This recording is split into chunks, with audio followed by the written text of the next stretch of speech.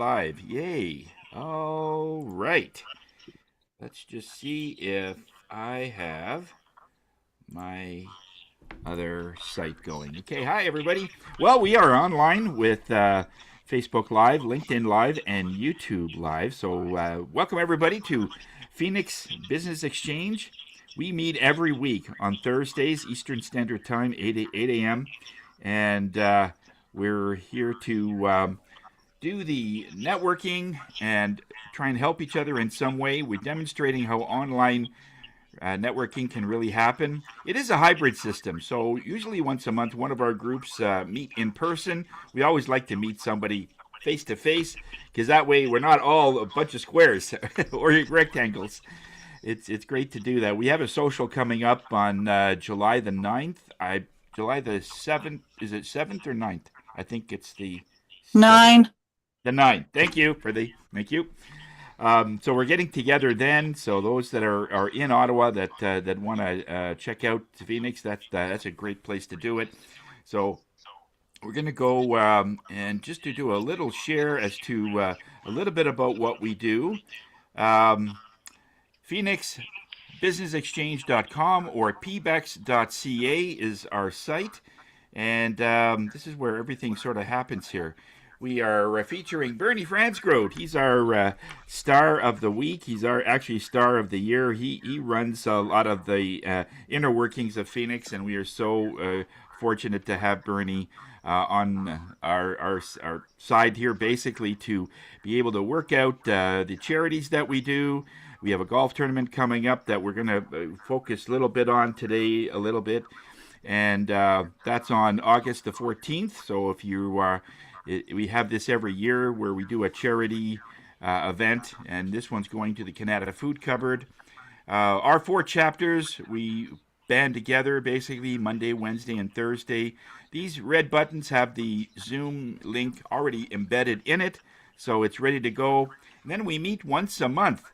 Our next one is June the 30th, which is the last Tuesday of the month. And then we get together, and that's more of a mastermind group that we get into.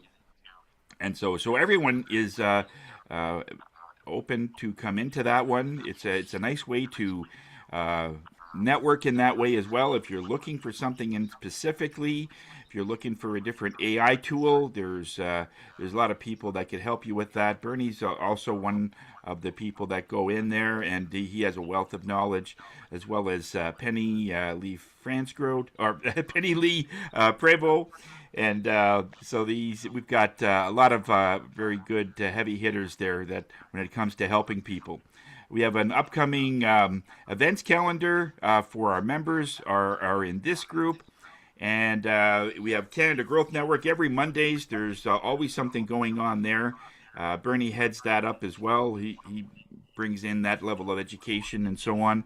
East Trade Winds, Bernie's also involved in that every Tuesday at 8. And we just finished our Ad Hive meeting last Monday, which was great. I really enjoyed that. It was nice to just meet people again and keep things going. Our QR directory, in case you're at a shopping center or in case you're looking for things, we have our QR directory here that goes through everything, and this way you could show somebody the QR that is here, and you can make it larger on your phone and transfer that onto someone else's phone. So it's sort of a nice quick way to be able to give a referral to somebody on their phone, because you probably won't have their business card, but you have everybody's business card once you get online here. And the great thing is everyone has yours. And all new Phoenix members are equipped with that card so that we could do stuff. There's the QR for the Phoenix itself. If you want to know more about us, we're celebrating our 10th year, which is amazing. We've got over, I think, just a little over 5 million in terms of shared business over the last 10 years. Well over 8,000 referrals and so on. So it's been wonderful that way. We have to update this. I know it's a lot more than 25,000. I've been lagging a little bit there for our our stats, but we are going to be updating that. But it's well over 30,000 now, folks, and So it's all going to our members that instead of going out. So it's the Canada Food Cupboard that we're really focused on this year regarding our local charities. So we're really happy to be able to support them in their efforts and local people getting the additional food that they need. The times are tough, and we try to help in whatever way we can. All right, so let's move to our education. And oh, who was doing the education? So anyway, I'm not sure if anybody was. I'll do it, Tony. Yeah. Oh yeah, okay. I was gonna. Okay, go ahead, bud. Yep. So, folks, there's a couple of quick things this is social media tips and tricks. If you have a YouTube channel, awesome stuff. If you do a recording with somebody, have them hit the collaboration button. So as you're building out the YouTube file, there's an option to go collaborate with and share your YouTube channel with the person that you're having a chat with. And what happens is it can take what they produce in YouTube and pipe it into your channel, and conversely, it can go the other direction. So you're sharing your content and you're reaching a larger number of people, right? And it's a quick and clean process. The other kind of really key thing is that's also coming up. It's part of the SEO optimization. Is get yourself, have a chat with somebody. Have somebody push out that chat, whether it's a small communication, it's a podcast, it's a book. All these things help your artificial intelligence findability, for lack of better words. I'm probably saying that in the most awkward way possible, but the search engines are now becoming AI driven, and they're looking for things, and that's also another way to get yourself more recognized out in the universe. Podcast is one of them. So yes, but I had a person reach out to me. We did a podcast. He's does SEO optimization. He works out of Los Angeles, and he gets on as many podcasts as he can because that helps boost it. Because the person that's doing the recording then pushes it out, all right, and then that provides the system goes, hey, that person is speaking to whatever the issue is. Whatever the issue is in your industry. It could be brakes, it could be tires. It could be, what's all about life insurance? Why does that matter? Like, why isn't having key critical man insurance? Elements like that. Or, when you're buying a house and all these pieces start coming back, it helps support your identity on in the world at large. You may not be serving people in Los Angeles, but if the system sees you and it correlates where you are, correlates what you do, this gives you more traction. And so it's like these become third-party validations that, hey, you exist and people want to promote you. So make sure you get out there. And you know what? Have a chat with Kat too, because she's got a whole bag of tricks in the back. And they're actually not tricks. They're just smart moves. And if they're not dance moves, I'm just telling you. But because I don't dance. But she has a whole bag of tricks like that. All right. Over to you, Tony.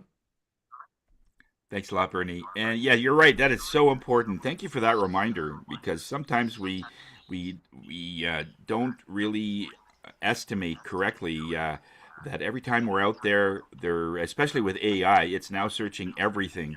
So before we had to go through websites and so on in the search, but through AI, it's everything that you're doing is being tracked. So if it's up there on a podcast or anything, it'll find it. So that's wonderful. Great reminder. Thanks, Bernie. So let's get right into our introductions and to find out a little bit about what some of us does and what type of client that you're looking for, whether it's something different now that we're into summer. There might be certain things that have changed in your business, and let us know what that is. And let's start with Q. Over to you, Q. Thank you, Tony. Good morning, everyone. I'm the intern lady of the group. And one of the greatest gifts you can give a child or grandchild isn't a toy, a gadget, or even money. It is a financial head start in life. I have a client set up permanent life insurance policy for her 2 years old daughters for just $50 per month. She's building something much bigger than life insurance. And by age 22, the policy is projected to have a cash value of approximately $19,000.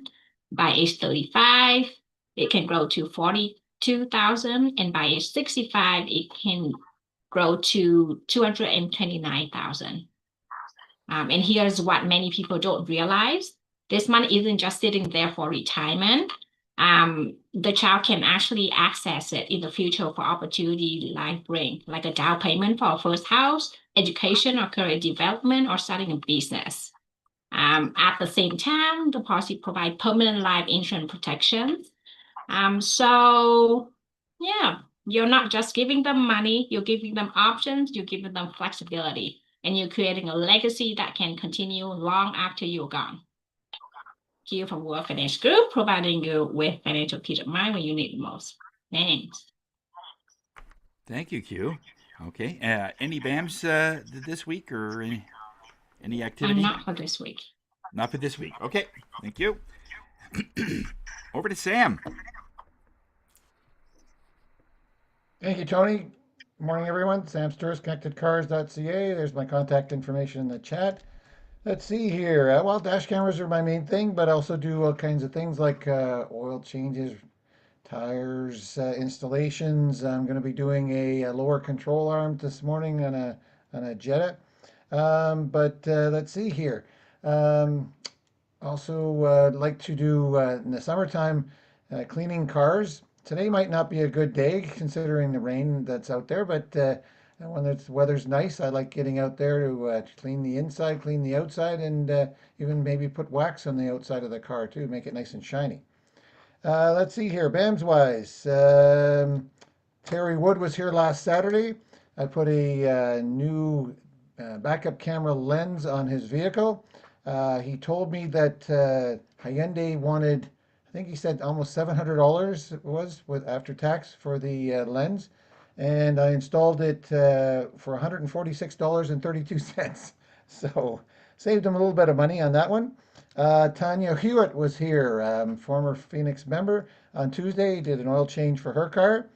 And let's see here. Oh, most importantly, my baseball team finally won a game. It's not a BAM, but I'm happy.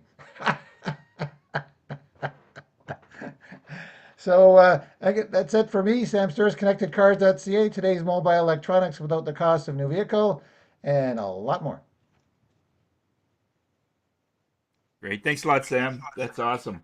And I think I've already got your totals there of the activity that you did last week, so we're good. Unless you want to mention it again, I think you did mention about Terry Woods and that stuff. That's amazing because that was 2 years ago that he had to exit, and he's still doing business with you. So it shows the power of that connection to start with. So you keep getting that. Well, good stuff. And over to Kat.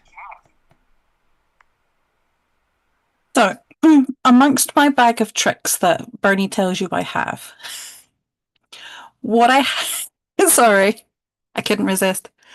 What I have is the ability to help you to plan the rest of your year. What does that mean? Because that's just nonsense.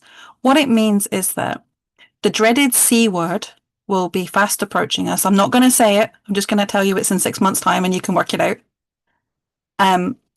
And you want to make sure that you have all your offers, all your plans ready for then. So anybody who is not prepared for the next 6 months or so of the year and wants to have their marketing strategy, their business strategy worked through to make sure that they're going to get the maximum amount of money for the last part of the year, those are the people I would love to connect with and help to support them. And if you do want dance moves, I have a client who that's what she does. So I can hook you up with dance moves too. Thank you. You're on mute, Tony. Thank you very much, Kat. And who'd you connect to this week? You probably did a lot because you did, like with me alone, you did about 5. What's that? Just different connections. You have different BAMs. I know you checked with Bernie. We're just keeping track of the BAMs and any. I'm trying to think. So I've had a brief conversation with you, brief conversation with Bernie, brief conversation with Kelly. I had several brief conversations with Q, but that was because WhatsApp's terrible and it kept booting us off. So Lots of ones. And Susan McGarry, Penny Lee. So several people. Okay. Thanks a lot, Kat. And over to Jacqueline, the mortgage honey. Well, good morning, everyone. I did decide to not care about the rain. I went out, I opened the door, I took a beautiful deep breath, I lifted my shoulders, I took them back, and I released them down. And I understood that my t shirt didn't care about the rain, and I shouldn't care about the rain. I have to say, Q, thank you so much for what you said, talking about how people can help people. It doesn't matter what the age is, it doesn't matter where you are, you can be helped. And we have resources to be able to do so. I was at a speaking engagement in Navan. There were 8 speakers. It didn't matter where anyone was. What mattered was that we had a message to send. Everyone walked away with something. And that's what's so extraordinary with PBEX. We walk away with something. Someone, you know, Sam will tell you about what you should do with your car and how and when it should get cleaned. Kat will have her bag of tricks, and I love you, Kat. I love your bag of tricks. And then there's Bernie making sure that everyone's connected. Again, doesn't matter what location, what country, or what language you speak. And then there's Tony with the energies, the vibe that we all get. And that's what I intend to do every single day. Send the vibe, know that people can ask a question and get the answers. And then if I don't have it, I'm going to call someone who will help. There are experts everywhere. And I happen to be an expert when we talk about your money and mortgages.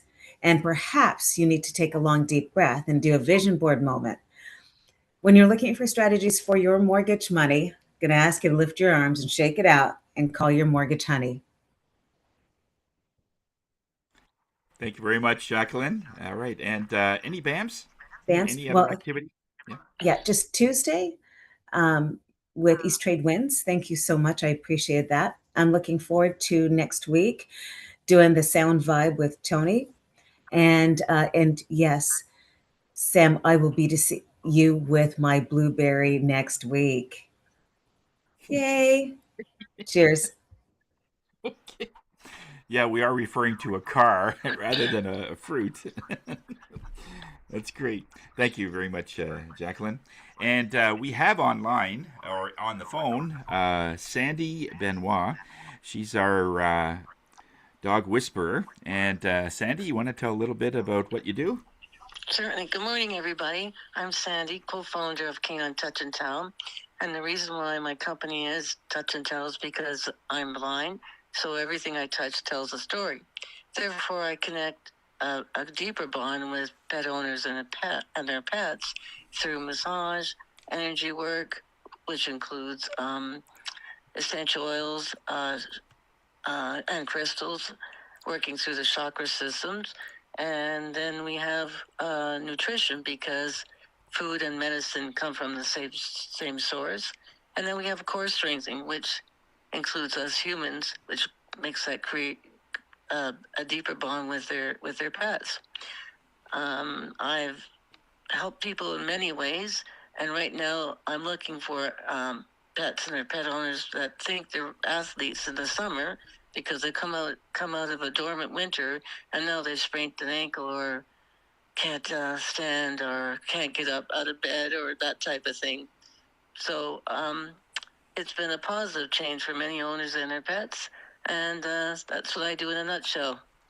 So Sandy Benoit, Canine Touch and Tell, 613-762-8869. Over to you, Tony. Okay, thank you, Sandy. And any activity this week other than myself?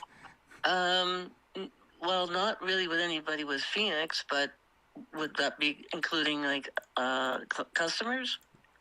Just Phoenix related. If you've had a BAM with any of our no, members. I haven't. No, I haven't. Okay. Thank you for this week. And over to Mr. Bernie. Well, folks, good morning. And hey, so what can I tell you? If you go to the blog knackforbusiness.com, you'll find out the most recent chatter of who's being posted podcast wise.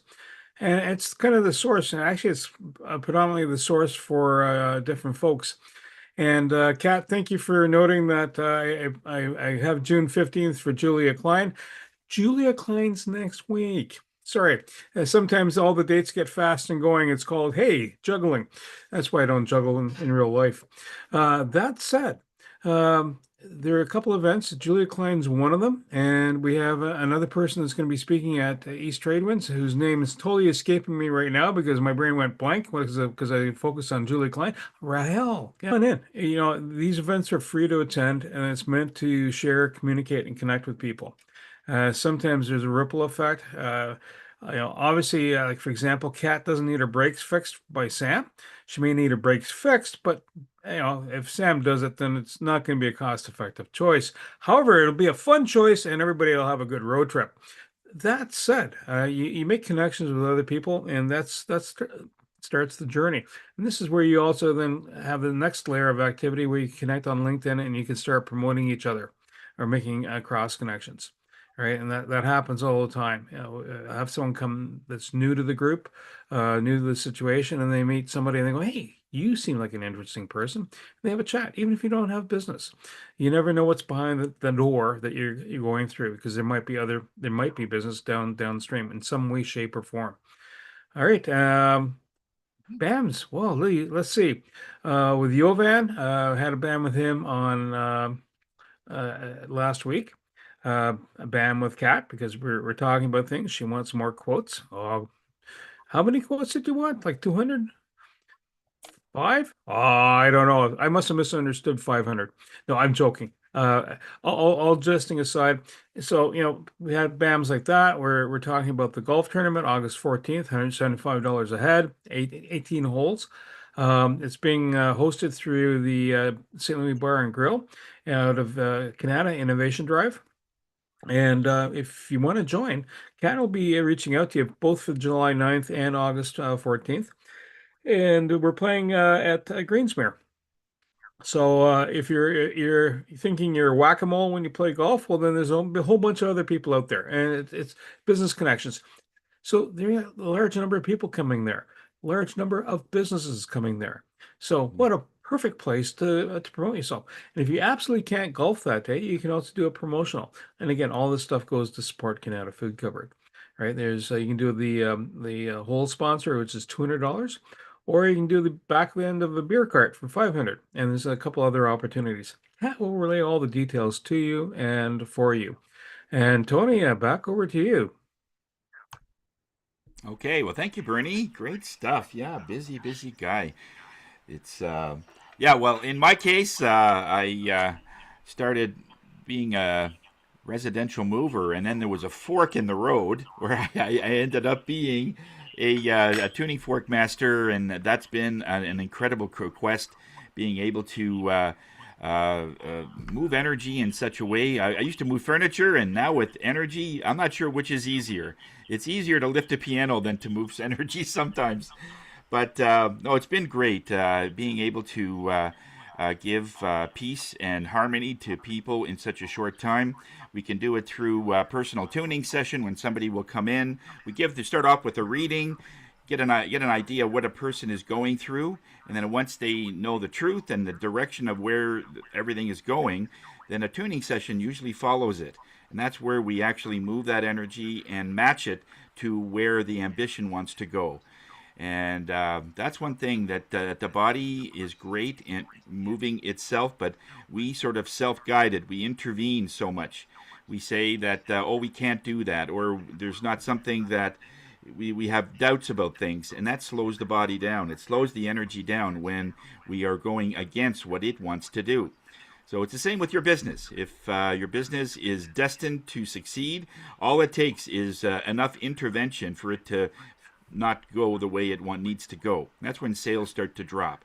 As soon as your energy starts opening up, clients come from all directions. I was just talking to Sandy this morning, and she has changed her. If it's okay to mention this, Sandy, Yeah. she has changed her energy a little bit in the last few weeks, and she's starting to get clients. So it's all about that. People will start to find you because you've always been there, but you're invisible. Like Bernie says, looking at all of the things that you're looking for AI, but your energy is like that. You could be in the same place, but all of a sudden people see you. So something has changed that they now see you. So that's what we work on. We have a self tuning class coming up on July the 5th. It's at Rainbow Minerals on downtown Ottawa. It's close to the Science and Technology Museum. It's a lady that I paired up with. She has a crystal shop, and as soon as she found out what I did, she says, "Hey, we got to do a workshop." So we're taking 3 tuning forks, and we're over a 6-hour period showed people how they can tune themselves every day and their lifetime. These are practitioner level tools that you will have for the rest of your life and so on. And it's a way that you can bring in peace. You can clear a room. You can clear a home if you've moved into a home that has different items in there. So it's been great that way. And we have our sound bath next Wednesday at 7 p.m. So those that are looking at switching off for a couple of hours, it's highly transformative there. Okay, hope to see you there. And if you want more info, just let me know. So Tony Jennis from Higher Self, we are here to raise your spirits. All right. And some of the things I've been doing is been constantly working with Josh. We've got some apparently on our site and a few others from Phoenix. There's a big thing out now that they're going through and attacking some of the websites. So for some reason, because I've got over 300 pages on my website, I know it's crazy, but I keep updating it and just to give more information there. But apparently it's been hacked or wanting to be hacked, but Josh's team found out and they've been able to shut things down. So I've been working with Josh to reconfigure that. Susan McGarry, just did some business with her. Ongoing back and forth things with Kat and Bernie. Went to his East Trade Winds. Went to Penny Lee's potluck last week, which was great. I sent a different messages and so on, and had a BAM with Wendy and Eric Senego. Sent him a referral, and Kelly and I have been also chatting back and forth and so on. So it's great to be able to connect to people in the group. So that's what I've done. Other than that, I've done nothing. All right. So in this this time, we give one of our members more of an opportunity to talk about their industry, to talk about their business, or to even give a level of understanding about a topic. And Kelly is a master at that. She has a wealth of information. She used to be an airline stewardess, and a very good one at that. At one point, she was able to disarm a passenger that was getting out of hand in minutes. And this is the kind of knowledge that she has. And it's amazing that we are so fortunate to have Kelly to help us with this. And so she has a message for us today. So Kelly, take it away. Why, thank you, Tony. That is such a raving introduction. I The only hope thing I I live didn't up say to is it. you walk on water. So Well, thank goodness you didn't say that because I really love to underpromise and overdeliver, and I would have to find a way to knock that out of the park. yeah, so I So didn't say it. I'll keep practicing though. I promise. I'll let you know. We'll do a live podcast, Bernie. We'll do a podcast when I get that figured out. Thank you all for your time. My name is Kelly Harrigan. I'm your local real estate agent, realtor. I serve the Ottawa and Toronto communities. I have a presence in both cities and a team in both cities, which is really, really incredible and very fortunate. That way we're able to compare markets in real time and we're able to provide actual relevant data rather than theoretical data. It's really wonderful. So I'd like to chat with everybody today about some of the roadblocks or bumps in the road that sellers experience. A lot of people ask me to do home evaluations for them, and I love doing home evaluations, but usually that conversation involves more than just data. Why is someone asking me for a home valuation? They're asking because they're curious. They want to see about refinancing, or they're exploring, they're putting the toe in the proverbial water regarding selling. They're almost ready to sell, but they're not quite sure, and they're not sure how much money they're going to get.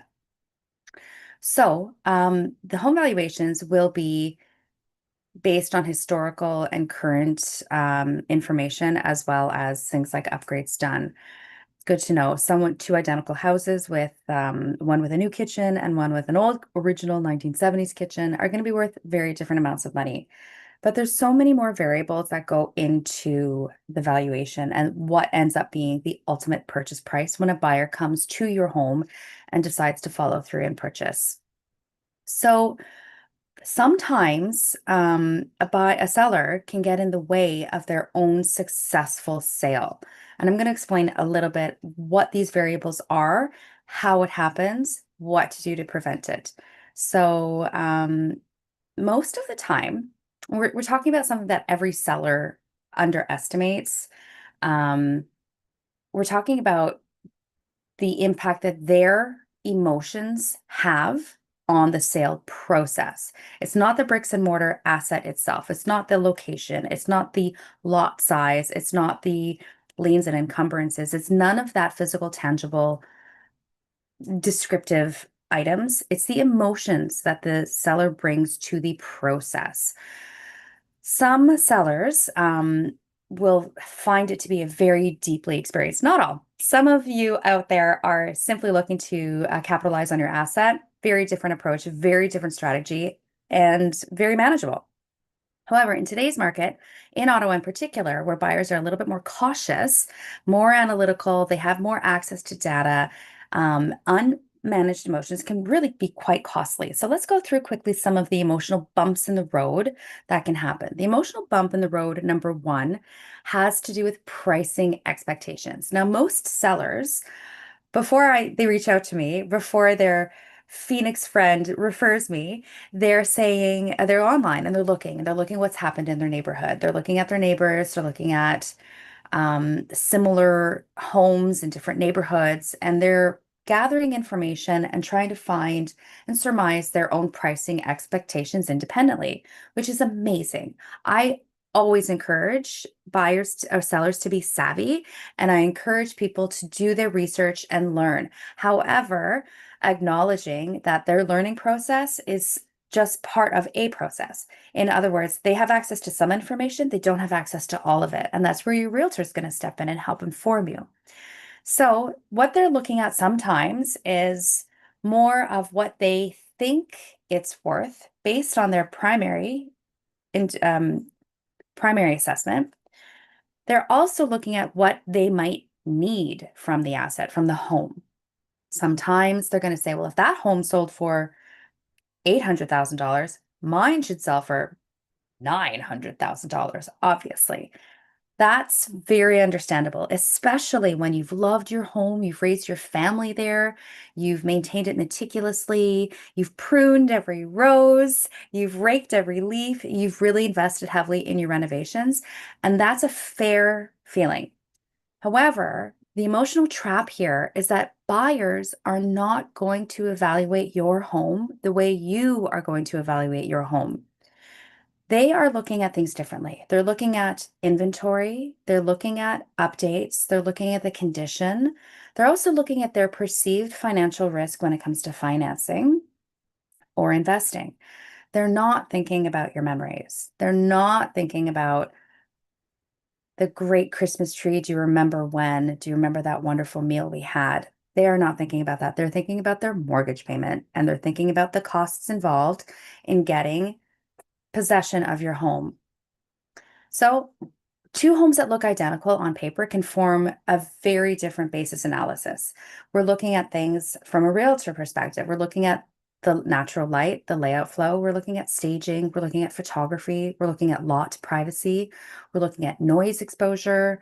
We're looking at timing, and we're also looking at buyer psychology. This is why the pricing strategy really matters, and it's very difficult for a seller to drive the pricing process. It's in their best interest, every seller's best interest, to take in the feedback of your realtor. Now, listen, I'm going to tell you straight up, Every seller, every buyer, they're in charge of the process. Your realtor's just here to facilitate. We're here to provide you with information. We're here to educate, inform, steer you where we think, based on a professional opinion, is the best route to go. But ultimately, you're the client. You're the decision maker. So if I see you making a decision regarding an offer that you think is too low for your house and you're very disappointed and you're saying, no, I'm not even going to look at it, I will tell you, I think you're making a mistake. I think this is why. I think we should come back, and I think this is what we should come back at, and let's try to make this work. If you decide that's not for me, absolutely not, hard no, that's okay. There's nothing I can do about that. If I know it's a mistake, if I feel it's a mistake, if I think it's a mistake, you're in charge. You get to make the decisions. But here we are today teaching you a little bit about why some of your decisions might not be the best, neutrally sourced based on information. That was a little sidebar. Back to the emotional bumps in the road. Emotional bump number 2, buyer feedback. So whenever I'm selling your house, I'm hosting open houses, I'm pursuing information from the buying agents on the other side. I'm trying to get as much information from you as possible. I'm trying to get the lowdown, the real info. What are people, here's what I've done, here's what I've assessed, here's what I've presented, here's what we've done together as a seller and an agent. Now let's see what the buyer experience is and what it's like when they're walking through your home and what feedback we're getting. Are they noticing an eaves trough that has fallen? Are they noticing a potential crack in the foundation that we didn't even notice? What's coming back? This is such important information, but sometimes there's going to be some feedback and comments that the seller who is emotionally invested might not like, and that's okay. But we need to steel ourselves. We need to prepare ourselves. We need to brace ourselves from unfavorable feedback. We're not taught in life how to take it on the chin. Sometimes you have to earn that through life experiences. So when someone walks through your beloved home and says, the kitchen feels dated, or the bedrooms are small, or we expected more at this price, those bits of feedback are sometimes harsh and sometimes they're strategic on the buyer side. So let's take it all with a grain of salt. It's just data. It's just information. Buyers are there to assess, again, value, affordability, their future costs in personalizing the home, how your home compares with alternatives, and they're forming their own opinions, and they're probably playing a strategy as well. They're probably saying, oh, I don't know, it's terrible. It needs so much work, but really, we're just fine. They're going to find a way. Their whole objective is to lower your price. My whole objective is to raise your price and to get as much as possible for your asset, for your home. So we're all playing this, we're involved in the same sport, but we're on different sides of the pitch, so to speak. So sometimes a seller can get really triggered by that emotion, by that feedback, and a seller can feel very offended. And sometimes if a particular buyer comes forward with negative feedback and then they come forward with an offer, I have seen it where they have said, I don't want to sell to them. They said this about the house. Don't let your emotions get in the way. A good offer is a good offer. So let's work with that offer and let's figure out how to get your home sold so that we can get you the goals that you're trying to achieve, accomplish. Another emotional bump in the road is fear.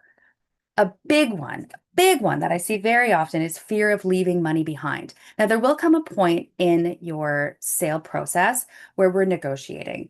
They're going to, so let's say we have your house listed at $800,000. They're going to offer $720,000. That's when it's game time. That's when it's back and forth. And that's where the fear and the concern comes in of leaving money on the table. And it also comes at the pricing whenever we're preparing for market and we're going to launch at a particular price. The fear is leaving money on the table. What does that mean? That means that I have a perfect example. I had a seller who said that they wanted X number of dollars. I think it was 760. That was the minimum that they could get, but they wanted to price it at 790 because they were afraid that buyers were going to try to negotiate them down, which of course they're going to try. My job is to make sure it doesn't go too far. And they insisted on pricing it well over market value because they were afraid. They were afraid that their revenue will be decreased if we price it perfectly or just a little bit below market value to account for the negotiating buffer.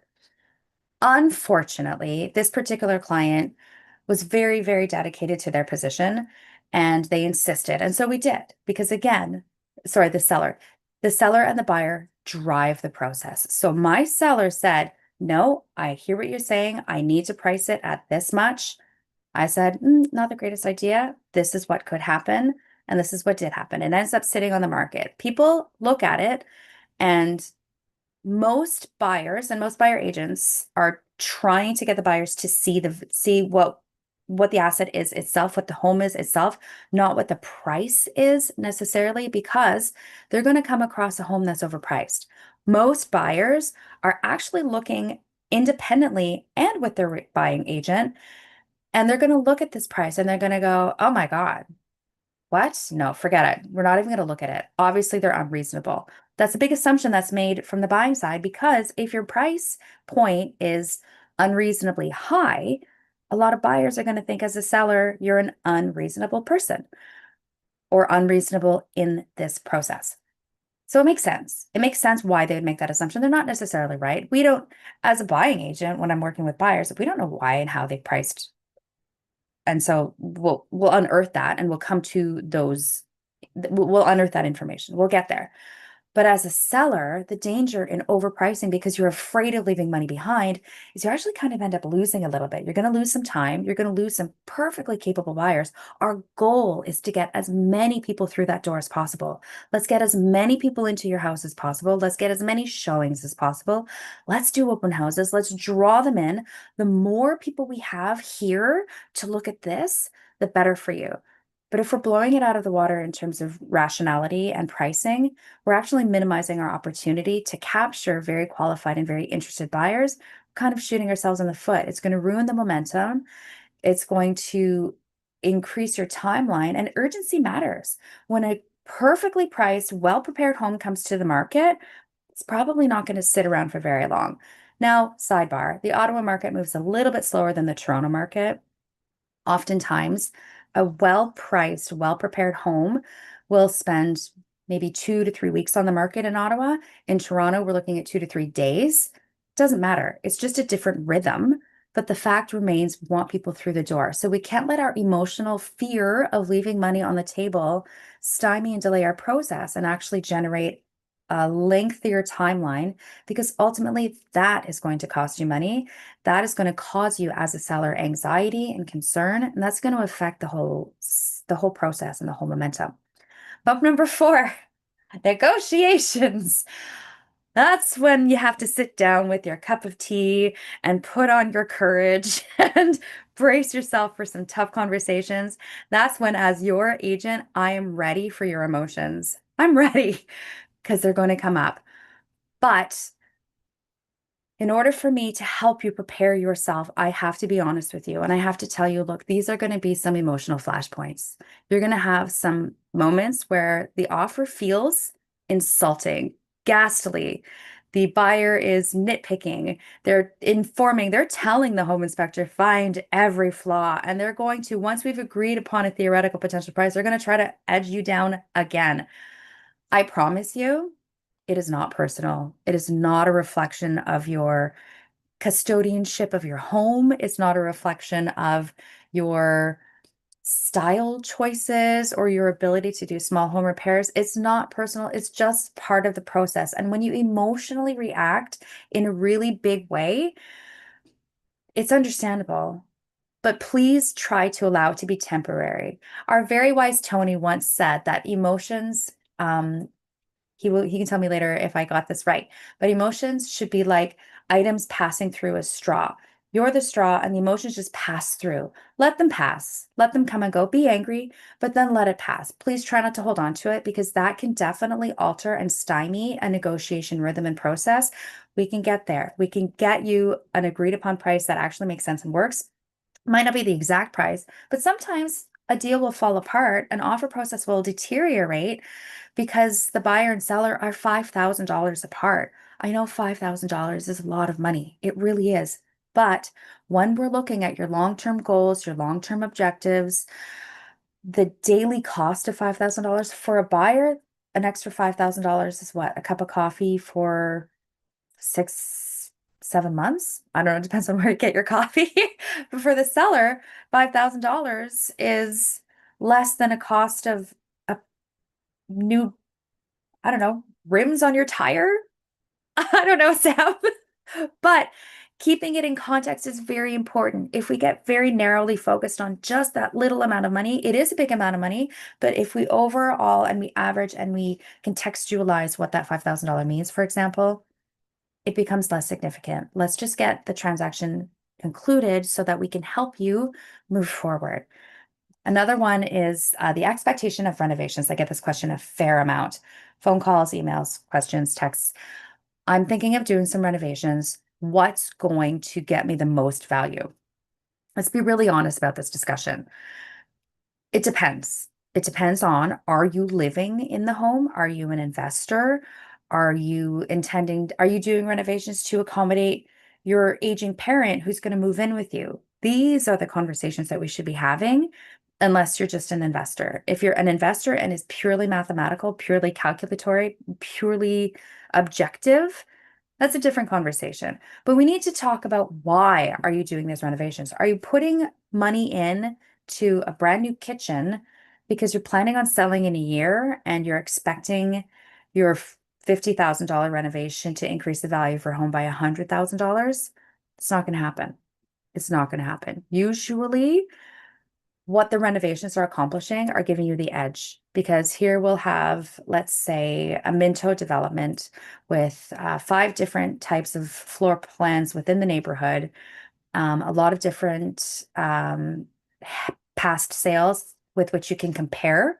I can provide you that info, and we're looking at what this one sold for a year ago, what this one sold for 2 months ago, identical floor plan, identical neighborhood. This kitchen's gorgeous. This one's original. The one that's gorgeous and new and renovated is going to sell quicker for more, but you're probably not going to get dollar for dollar every single penny out of your investment, out of your renovation. That's just not going to happen. What that's doing is it's improving our overall image, and giving us the edge. So you really need to think about, is it worth it? And I'm not saying it's not, but let's really give it some consideration and let's look at the information. How long are you going to be living in the home still? Are you getting a lifestyle upgrade by doing this new kitchen renovation? Are we intending to sell within 2 months and we have to repair it because the sink is leaking and there's a hole in the floor? Let's look at that. Those are the deciding factors. It's never simply straight up a $4,000 marble countertop is going to equal a $6,000 uplift on the sale of your home. It could, but common data experience, most often it will not. So people get very involved and invested in their renovation process with the expectation that it's going to deliver money. Let's talk about it before you start breaking down walls. Some of the greatest return on your investment are going to come from things like paint, new lighting, cosmetic kitchen updates. We don't have to change the floor plan. We don't have to knock out a wall. Some flooring consistency, meaning when you're choosing your renovations, try to use a material that will give you cohesiveness within the entire floor, sometimes within the entire home, if it's in the budget. Bathroom refreshes, a little repaint, fixing of caulking, little details like that can go a very long way. It doesn't have to be expensive. And curb appeal. How does it look outside? How well are you taking care of your lawn, your garden? Do you have any landscaping? If not, what can we do on how can we get the champagne improvement on the beer budget? Those are things that we should be looking at. So yeah, I think that kind of concludes all of the emotional roadblocks and bumps in the road that I commonly experience with my sellers. I'm just going to recap it very briefly. So emotional bump number 1, pricing expectations. They're expecting a certain amount. Bump number 2, showing and buyer feedback. Don't get hurt. It's part of the game. Don't hate the player, hate the game. Number 3, fear of leaving money on the table when we're $2,000, $3,000, $4,000 apart in the negotiating process, for example, or whenever you're overpricing to account for what you feel like you need, what you may need. Those are big red flags for you as a seller. Bump number 4, negotiations. This is where things can get really heated. things can feel really intense. So let's try to keep our powder dry and understand that the negotiating and the numbers and the requests and the chattels and the fixtures and everything that's being discussed are just details and part of the process. And number 5, renovation expectations. I spent $20,000 putting this new garage door on, and now you're telling me it's not worth anything more. If we can, let's try to bring that emotion down a little bit, because your renovation expectations aren't necessarily dollar for dollar return on your investment. And lastly, try to trust your agent. Whoever you're working with, your agent is trying to help. Your agent's trying to help you buy, your agent's trying to help you sell. We're trying to get the best outcome, but we're also trying to help you experience the best process. If we can help take some of the pain out of the process, and if we can help you get more money or save money when you're buying, that's all we want. We just want you to be happy and fulfilled, and we want you to make sound decisions based on clear, intelligent information. So please call me, reach out, text. I put my contact info in the chat. You can find me at kellyharriganrealestate.ca. You can find me online, Kelly Harrigan Real Estate on Facebook. You can text, call 613-416-3743 or 416-274-2532. I'm on the phone all the time. I will get your info and I will reply. That's it for now. Any questions? Yeah. Just one. Oh, yeah. Go ahead, Kat. Tony, go ahead. You can go first. Oh, it was just more of a comment. We are looking for a home in a different places, and there was one home that we just noticed this morning. Judging by the houses around the area, it's worth about 900,000. They've listed it for 1.2 million. Okay. It's like 300,000 Show me. over, but so that's exactly number one of what you wanted, and they just. Yeah, I don't know what they've done to the place, but it's a big difference, you know. There may So be just value in that we don't know about yet. So when you send me Yeah. that listing and I look into it for you, I'm definitely interested to see. I'm just getting a note here from Bernie that we're going to have to wrap it up quickly. So send me yeah. the info. Okay. Sometimes the value is there, absolutely, but sometimes it's not necessarily there. So we would have to look at improvements. We would have to look at, is there a foundation for a secondary structure, for example? What are, some of the key improvements? Do we have new furnace, new air conditioning, new roof, new windows? Maybe it is worth a little bit more, but we would definitely have to look into it specifically and find out. Okay. Yes. All right. Yeah. Go ahead, Kat. Kat. So when I've been doing research into real estate in Canada, I've seen there's a lot of very expensive properties. And Yes. not that I don't mean they're valued at the right price. I mean there are people that are saying I'm gonna put my property 500,000 over the asking price, and they're asking for ridiculous money. So obviously the house is not worth it, so you're not going to get, I'm assuming, the same number of people viewing it and putting offers and whatnot in. So my question to you is, if you have a customer that is wanting to sell the property and they want to do something stupid like put it 500,000 over the asking price, how can you negotiate with them to bring it down to something that's more reasonable so that they're going to get at least the views, if not the sale? It's a great question. Thanks for asking that, Kat. Well, I guess it comes down to me needing to crystallize what my role in the process is. I don't own that house. I'm not the one selling it. That's not my decision. But my role is to inform them. I will tell them without sugarcoating it. I think you're making a mistake. I think you're pricing it too high. Here's what I think is going to happen. But also, maybe they're right. Maybe there is some magical unicorn buyer out there who's going to see their property and actually buy it $500,000 over market value. Unlikely. I haven't seen that happen yet, but it does happen. So we will give it a shot. We will try. We'll give it a go. We'll see how it goes. Now, I will manage the downfall if what I could usually predict happening happens, which is not a lot of activity, not a lot of interest. They lose the momentum. Okay, We will manage that. I have strategies in place to help mitigate that lack of momentum and to mitigate the initial disinterest and to mitigate the thought process behind buyers who might be interested but are staying away and then later come back after a price reduction. So Hopefully, how as would you navigate that? Because obviously you're probably going to have to get your client to do that price reduction. So yeah, how do you manage that process? in terms of like what are the personal conversations I'm having with that individual seller? Well, not necessarily, because obviously that will vary from person to person, Mhm. but in general, how does that work in the sense of, is it an easy thing for you to do? Um, no, it takes a little bit of expertise and it takes effort on my side for sure. And it That's where the takes work more comes in. time. Yeah. Yeah, that's my work though. Yeah. And I'm Yeah. happy to put that work in. Some people just aren't in a headspace where they're able to um not to try. Some people just have to try. They have to give it a shot. And I understand that. There's no harm in that whatsoever. It just means a little bit a lot more work for me. But that's okay. That's why I'm here. I'm here to walk you through your process. Your process is going to be very different than Sally up the road's process. Sally might be like, "Great, I'm ready to go. Let's just get this sold in a week. I know exactly how to do that. Let's go." But maybe this particular seller isn't ready to let go of the pricing expectations, isn't ready to leave money on the table, even if it's a small amount, and that's okay. I'll work really, really hard to accomplish the goal, the ultimate goal of selling it. Let's get it sold.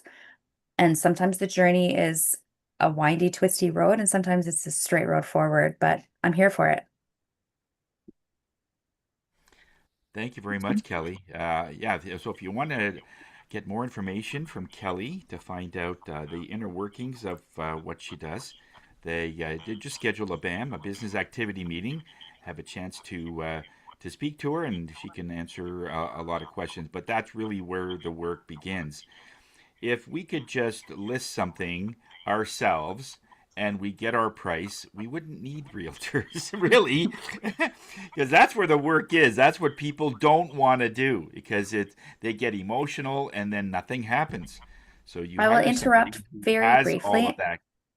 And I will also say, in addition to the selling process, there's a whole legal dynamic to it. There are clauses, conditions, chattels, fixtures, wording, language protection. Ultimately, you will get your lawyer to look over the contract, but there are some future roadblocks that protections that are built into work by Q that are Oh, built thank you. into working with a realtor that as a layman seller, you might not be aware of. There are things that should really go into your list of your agreement of purchase and sale that if you don't have them in, you you might have future headaches. So your realtor is Yes, also going to have insight on how to protect you from future disaster. that's it. Okay. Kelly, thank you so much. That's great. Thank This, you. this was wonderful. This is great. Yeah. Are we Okay. still live streaming? We are still live